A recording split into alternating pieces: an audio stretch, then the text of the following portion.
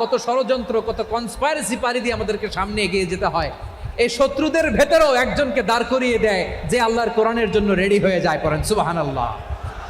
মুতঈম ইবনে আদি, আল্লাহ তার মনকে নরম করে দিলেন। মুতঈম বলে, মুহাম্মদ আমি তোমাকে আশ্রয় দিব। তার দুই ছেলেকে পাঠালেন, যাও খোলা তলোয়ার নিয়ে, স্কট দিয়ে, গার্ড অফ অনার দিয়ে মোহাম্মদকে মক্কায় ঢুকাও, আর বলো আমি আমান দেব। আমান কি দিব? আমান মানে সিকিউরিটি, নিরাপত্তা। সিকিউরিটি ছাড়া, আমান দেওয়া ছাড়া কেউ থাকতে পারতো না মক্কায়। দুই ছেলে বিষ্ণু ইসা ইসলামকে নিয়ে আসলো। নবী কাবার চারদিকে তাওয়াফ করলেন, নামাজ পড়লেন। আবু জাহেল, উতবা, সাইবা, ওয়ালিদ ইবনে মুগীরা সবাই দেখে, কেউ কিছু করতে পারে না।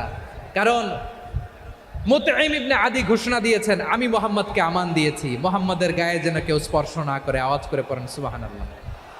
নবীর এই বিপদকালে মুহূর্তে মুতঈমের হৃদয়টারে নরম করে দিল কে? আচ্ছা, লালমনিরহাটের ভাইয়েরা বলেন, এই মুতঈম কি মুসলিম?